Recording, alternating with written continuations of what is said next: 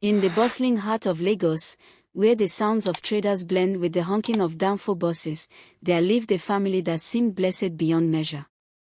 The Adeyemi household was known throughout their neighborhood in Suralere, a father who worked as a respected accountant, a mother who ran a successful fabric business at Balogun Market, and their only child, a bright-eyed daughter named Chiamaka who had just turned 16. But blessings, as our elders say, can attract both admirers and enemies. And in this modern city where ancient traditions still whisper through the streets, some enemies wear faces so familiar, you would never suspect the darkness they carry in their hearts. This is a story every parent must hear. A story about trust, vigilance, and the masks people wear. If you have a daughter, you need to listen to every word I am about to tell you. Chiamaka was not just beautiful, she was exceptional. At 16, she had already won 3 mathematics competitions, played the piano like an angel, and spoke with a wisdom that made adults pause and listen. Her parents, Mr. and Mrs. Adeyemi, thanked God every morning for such a child. In their prayers at the Redeemed Christian Church they attended every Sunday, they asked for continued guidance and protection over their precious daughter. The Adeyemi family lived in a modest but comfortable flat on the 3rd floor of a cream-colored building. Their neighbors knew them well.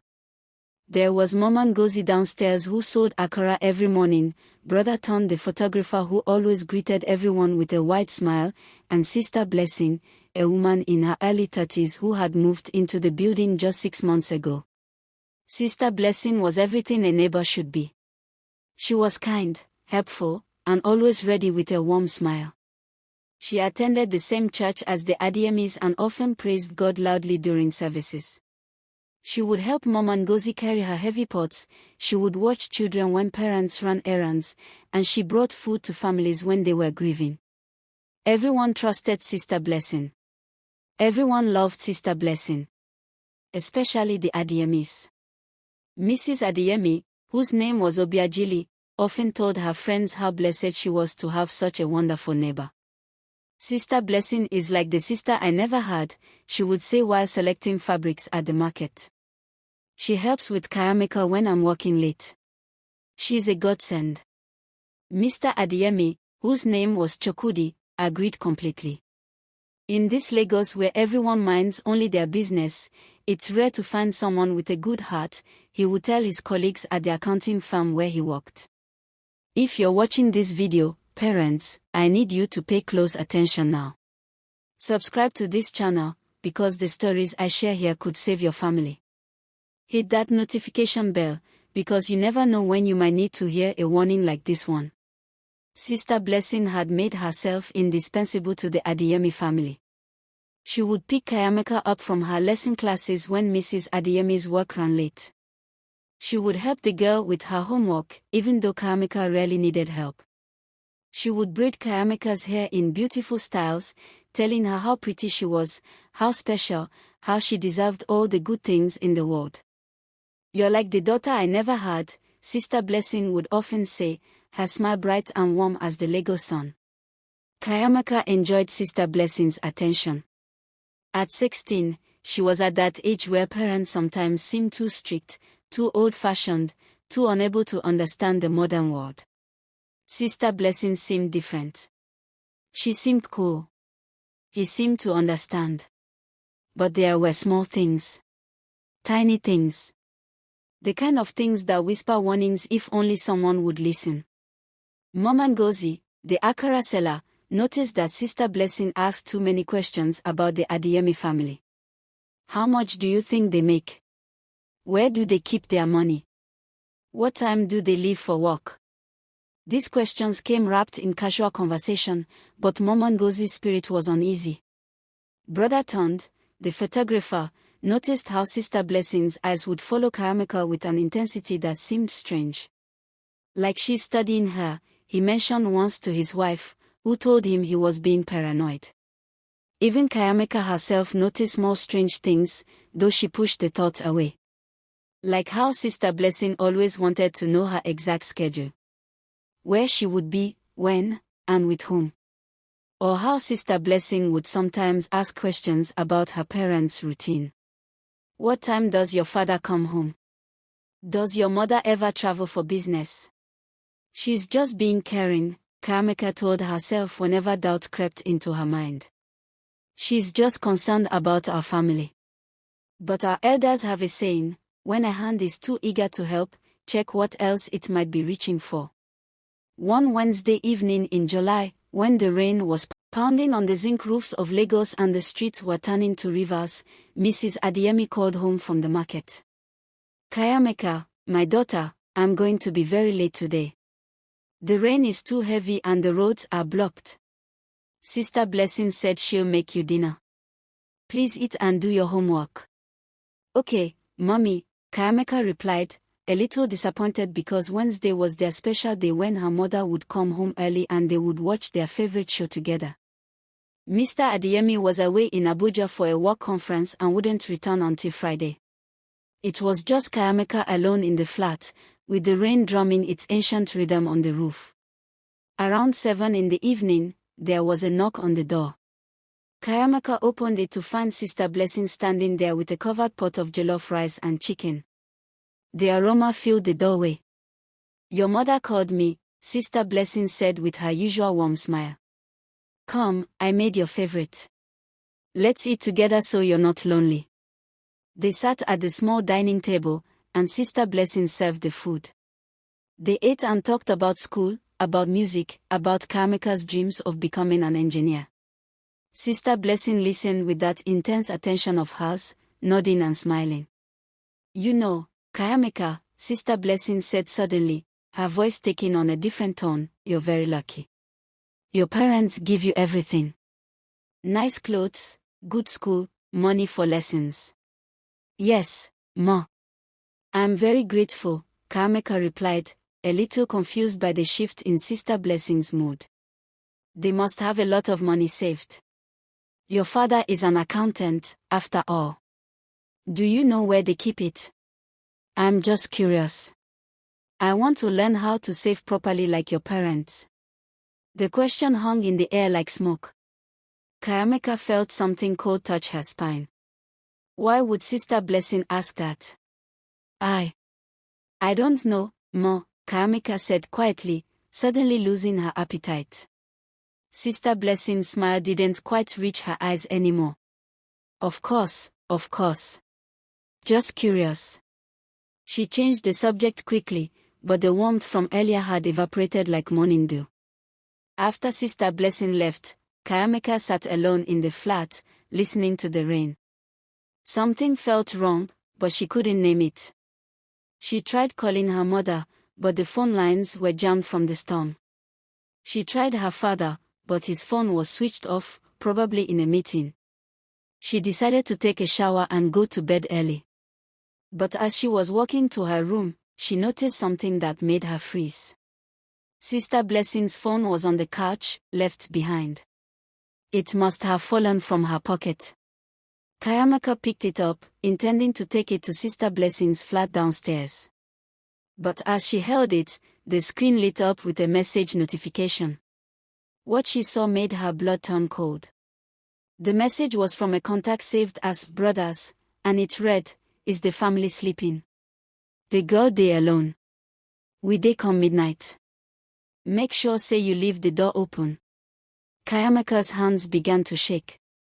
She scrolled up and saw more messages. Messages about her family's routine.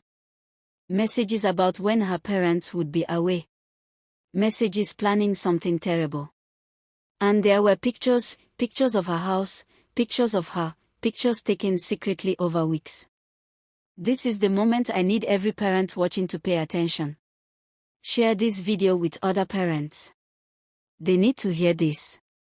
The people we trust the most can sometimes be the ones planning our destruction. Chiamaka's mind raced.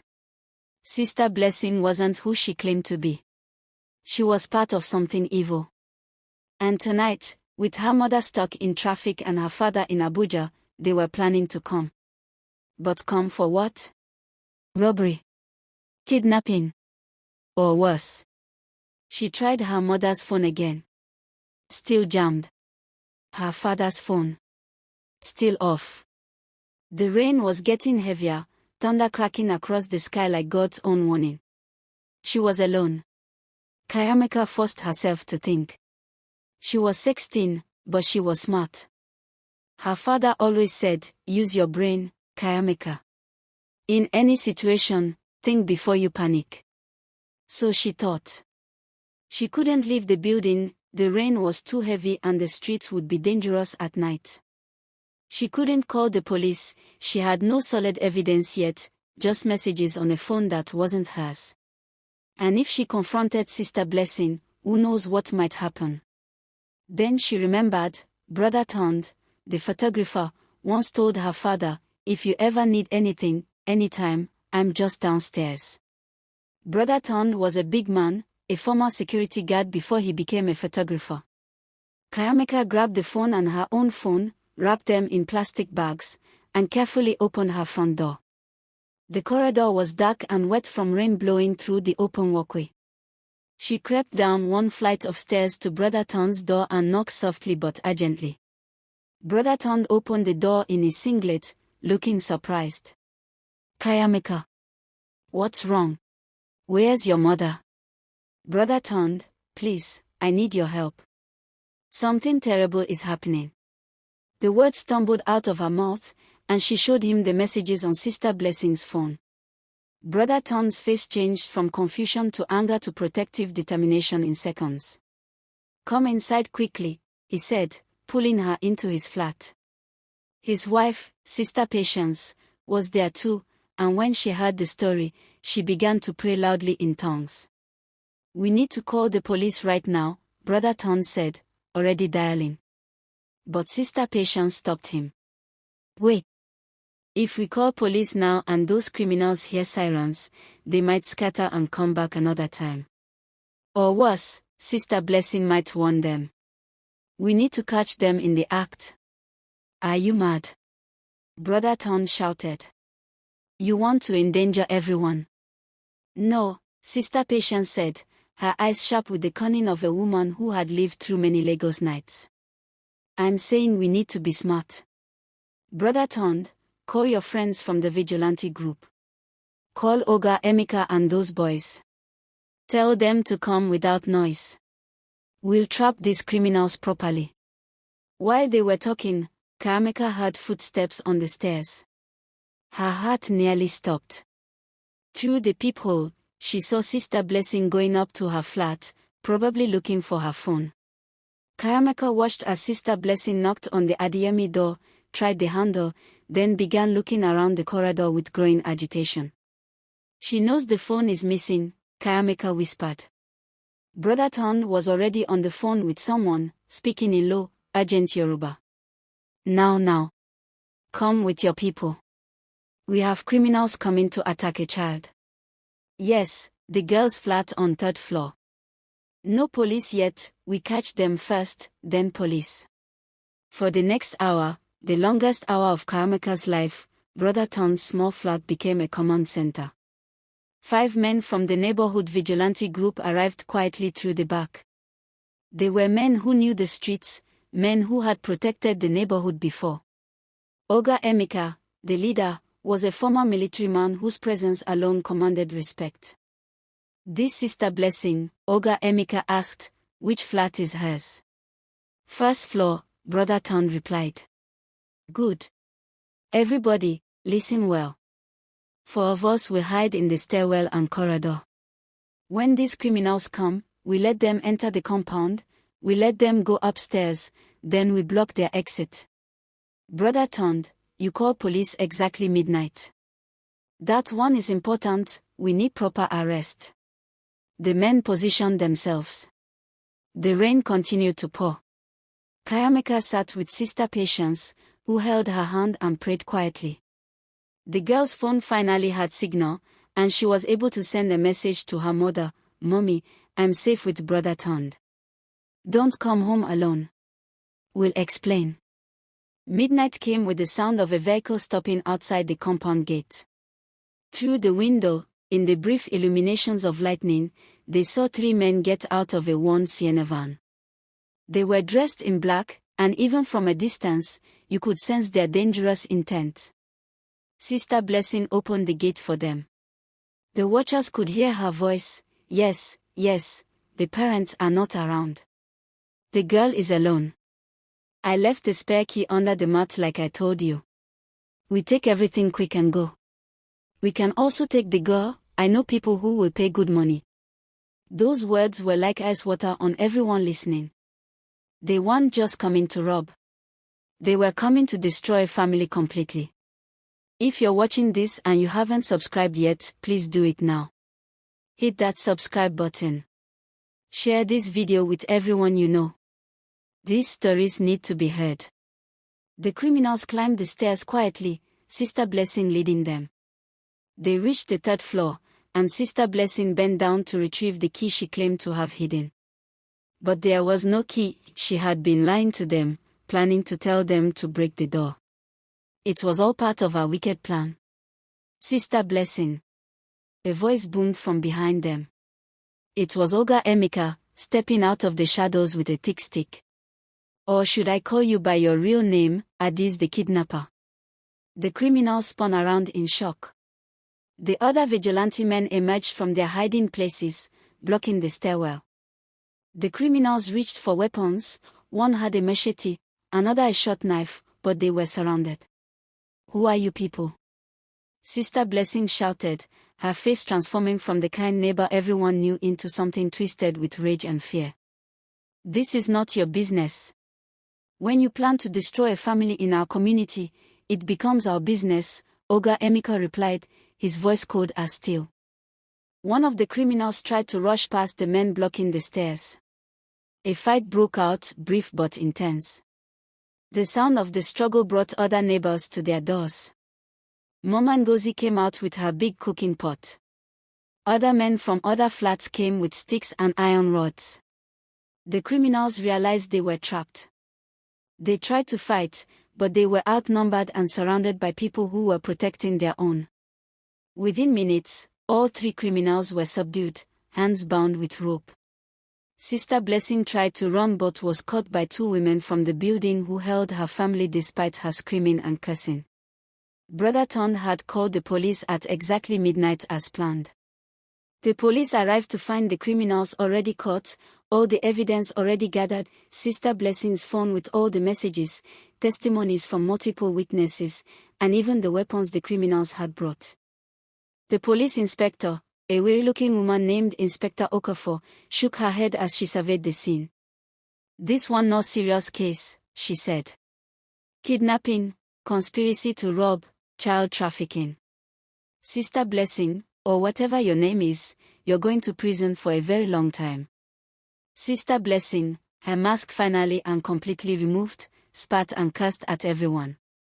That stupid girl and her family, always showing off their money, their success. They deserve to suffer. I was suffering and they were enjoying. So you decide to destroy them? Mama Ngozi shouted, anger in her voice. Instead of working hard like them, you choose wickedness. Tufiokwa. Mrs. Adeyemi finally arrived home around 2 in the morning, brought by a police escort after she received Chiamaka's message and called the police in a panic. When she saw her daughter safe in Brother Ton's flat, she collapsed to her knees, weeping and praising God. Mr. Adeyemi caught the first early morning flight from Abuja and arrived by 6 a.m., holding his daughter like he would never let her go. The next days were a blur of police statements, investigations, and shocking revelations. It turned out that Sister Blessing's real name was Adis Nwosu, and she had a criminal record in 3 different states. She specialized in befriending families, gaining their trust over months, then setting them up for robbery or kidnapping. The criminals she worked with were part of a larger network that had terrorized several neighborhoods. The police found records of other families Adis had targeted, including photos and notes about their routines. Some families had been successfully robbed. Others had lost children to kidnapping. The Adeyemis had nearly become another statistic, another story of tragedy, if not for Chiamaka's quick thinking and the vigilance of their community. The day the criminals were charged in court, the Surale community came out in large numbers to witness. It was important, they said, to see evil properly named and punished. The judge, a stern-faced man who had seen too many cases like this, showed no mercy. Sister Blessing, Adis, received 15 years in prison. Her accomplices received similar sentences. As the months passed and life returned to some normalcy, the Adeyemi family was forever changed. Mrs. Adeyemi still ran her fabric business, but she made sure to be home earlier. Mr. Adeyemi installed better security systems and joined the neighborhood watch committee. Chiamaka continued to excel in school, but there was a new wariness in her eyes, a hard-earned wisdom about the world and the people in it. But something beautiful also emerged from that terrifying night. The community of Suralia grew closer. Neighbors who had once just greeted each other in passing now knew each other's names, watched out for each other's children, noticed when something seemed wrong. Brother Ton became the unofficial security coordinator, his photography business thriving because now everyone trusted him and wanted him to document their family events. Mom Ngozi's Akara business boomed because people made sure to support her after she had stood with the community that night. The Adeyemis never forgot what almost happened. Every year on the anniversary of that rainy July night, they would gather with Brother Ton's family, Mom Ngozi, and other neighbors for a Thanksgiving service. They called it the night God sent angels, their way of acknowledging that while evil had come close, protection had been closer. One Sunday afternoon, 6 months after the incident, Chiamaka was sitting with her parents in their living room. Her mother was braiding her hair. She had refused to let anyone else do it since that night, and her father was reading the newspaper. Chiamaka, her father said suddenly, putting down his paper, I want to thank you again for being smart that night. For trusting your instincts. For not ignoring what you felt was wrong. Papa, I was so scared, Chiamaka admitted. Even now, sometimes I have nightmares about what could have happened. Her mother's hands paused in her hair. We all do, my daughter. But you know what? That fear taught us something valuable. It taught us to be watchful. Not to be paranoid, but to be aware. To trust, yes, but to verify. To be kind, yes, but not to be foolish. Your mother is right, Mr. Adeyemi added. And there's something else I want you to remember. Sister Blessing, that woman, she spent 6 months building trust just to destroy us in one night. That's how evil works sometimes. It's patient. It wears a smile. It brings food and help and kindness, all while planning destruction. So how do we know who to trust? Chiamaka asked, the question that had been haunting her for months. Mrs. Adeyemi finished one braid before answering. You watch their patterns over time. You notice the inconsistencies. You pay attention to the questions they ask, the interest they show, the boundaries they try to cross. And most importantly, you listen to that small voice inside you, your spirit, your instincts, God's guidance, whatever you call it. That night when she asked about where we keep money, what did you feel? Uncomfortable, Chiamaka replied immediately. My stomach felt funny. Exactly. Never ignore that feeling. That's wisdom speaking. Before we end this story, I want every parent, every guardian, every person watching this to understand the lessons here. Please watch until the end, and then share this video with everyone you know. First, understand that evil often comes wrapped in kindness. Sister Blessing spent half a year being the perfect neighbor, the perfect friend, just to position herself to destroy the Adeyemi family. In our modern world, where everyone is busy and life moves fast, we often let people into our lives too quickly, trust too easily, share too much. Second, teach your children to trust their instincts. Chiamaka felt uncomfortable with Sister Blessing's question, but she almost ignored that feeling because she had been taught that Sister Blessing was good, was safe, was trustworthy. Teach your children that it's okay to question, it's okay to feel uncomfortable, it's okay to say no even to adults they are supposed to respect. Third, build a real community around your family.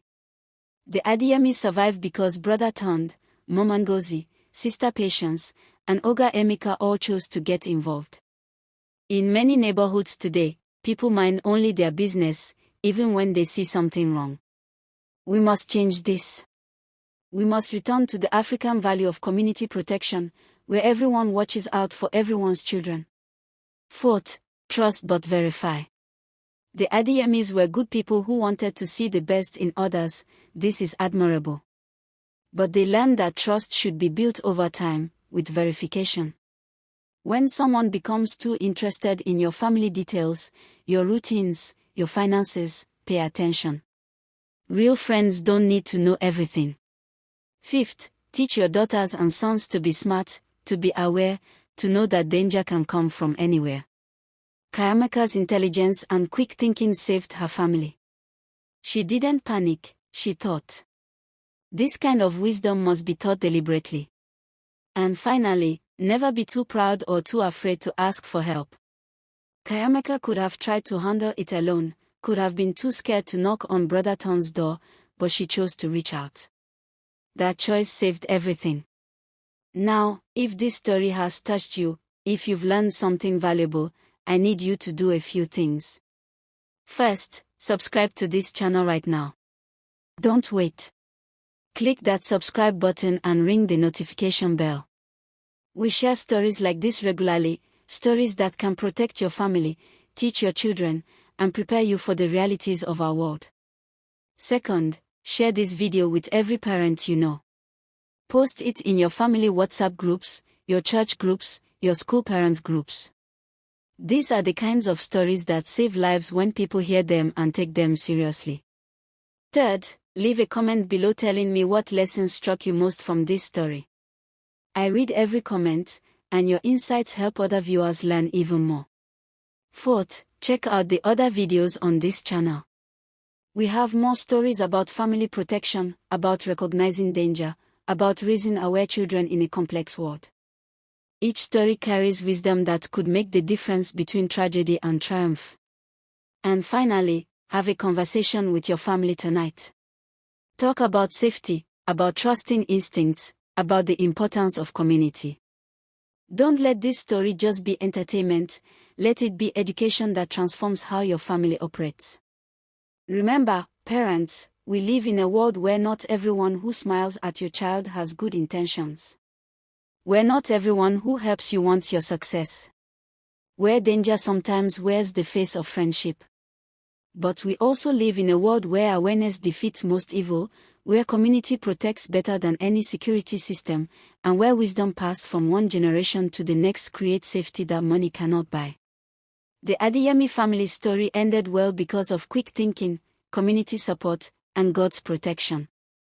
But for every story that ends well, there are others that end in tragedy because the signs were missed, the warnings were ignored, or help wasn't sought in time. Don't let your family become a tragedy when they could be a testimony. Watch your children carefully but not suffocatingly. Know their friends, their teachers, their neighbors. Build a community of trust around your home. Teach your children to speak up when something feels wrong. And never, ever ignore the small signs that something might not be right. As our elders say, the person who watches the road sees danger before it arrives. Be that person for your family. Be vigilant, be wise, be prayerful, and be connected to people who truly care about your well-being. Thank you for watching this story. Thank you for caring enough about your family to spend these 30 minutes learning from the Adeyemi family's experience. May God protect our children, expose every evil plan against our families, and surround us with genuine people who mean us well. Until the next story, stay safe, stay aware, and stay blessed. Don't forget, subscribe, share, and comment. Your engagement helps this channel reach more families who need to hear these warnings. God bless you and God bless your family.